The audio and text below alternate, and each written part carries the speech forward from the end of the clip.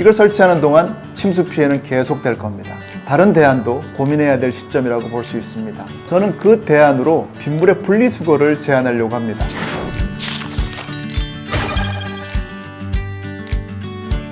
안녕하세요. LH 토지주택연구원에서 물에 관해 연구하고 있는 물박사 최종수입니다. 저는 지금 한강이 한눈에 내려다 보이는 멋진 곳에 와 있습니다. 한강이 없는 서울, 상상할 수 없죠. 한강은 참 이쁜 강이지만 동시에 굉장히 큰 강입니다. 국토 면적에 비해서 굉장히 큰 강을 가지고 있다는 것은 이제 그만큼 많은 물이 흘러간다는 거겠죠.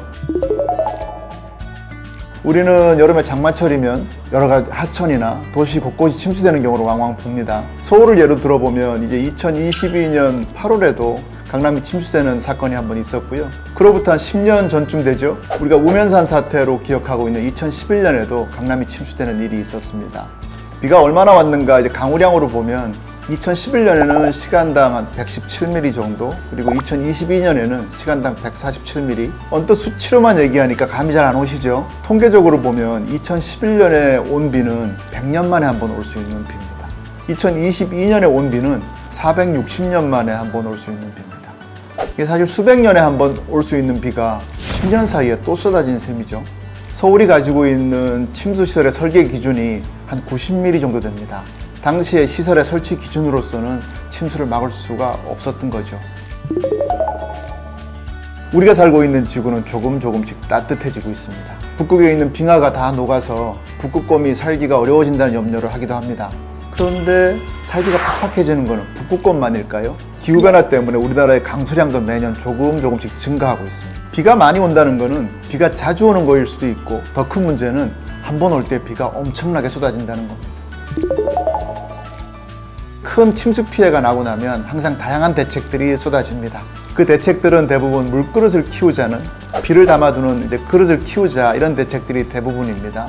침수 피해를 줄일 수 있는 가장 확실하고 효과적인 방법이죠. 그런데 이 물그릇을 키우는 방법, 이런 방법들에 대해서도 고민이 좀 필요합니다. 일단은 시설이 크다 보니까 설치하는 데 천문학적인 돈이 들어가야 되고요. 긴 기간이 또 필요하고, 이 시설에 찬성하는 사람, 반대하는 사람, 찬반양론이 또 사회적 갈등을 야기하기도 합니다. 이제 예산을 확보하고 사회적 갈등도 다 풀고 났다 손 치더라도 이걸 설치하려고 그러면 적지 않은 기간이 소요가 되죠. 이걸 설치하는 동안 침수 피해는 계속될 겁니다. 다른 대안도 고민해야 될 시점이라고 볼 수 있습니다. 저는 그 대안으로 빗물의 분리수거를 제안하려고 합니다. 분리수거라고 하면 쓰레기 버릴 때 재활용할 수 있는 것, 그렇지 못한 것, 이제 분리해서 버리는 걸 보통 얘기하지 않습니까? 그러니까 95년도부터 쓰레기 분리수거를 하면서 우리가 소각장이나 또는 쓰레기 매립장으로 보내는 쓰레기의 양이 절반 이하로 줄었습니다. 제가 침수 얘기를 하다 말고 왜 뜬금없이 쓰레기 분리수거를 얘기하느냐 하면, 그러니까 쓰레기를 버리는 방식하고 빗물 버리는 게 묘하게 닮아 있습니다. 현재 우리나라의 빗물을 버리는 방식은 모아서 버리는 방식입니다. 물이 증발해서 만들어진 게 비죠. 그래서 원래 비는 깨끗합니다. 이 비가 어디에 떨어지느냐에 따라서 깨끗한 비가 되기도 하고 지저분한 빗물이 되기도 합니다. 근데 우리는 그걸 가리지 않고 다 모아서 버립니다.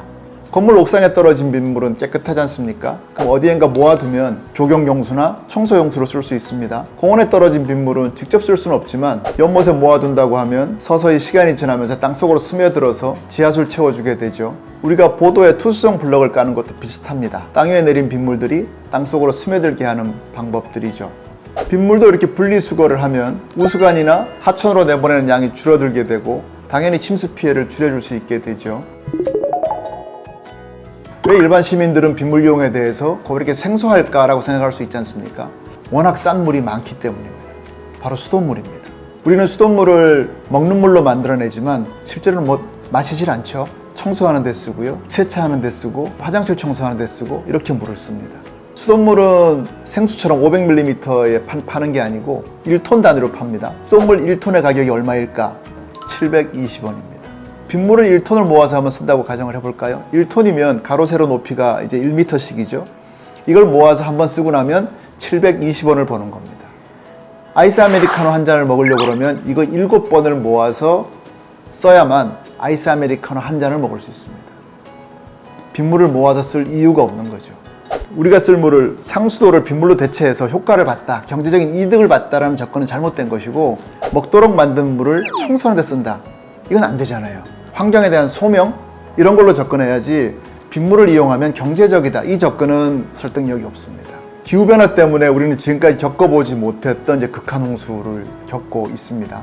앞으로 이런 극한 홍수는 조금씩 더 심해지겠죠. 다양한 대책들이 마련되고 있지만 한 방에 해결할 수 있는 만병통치약 같은 대책은 찾기가 쉽지 않습니다.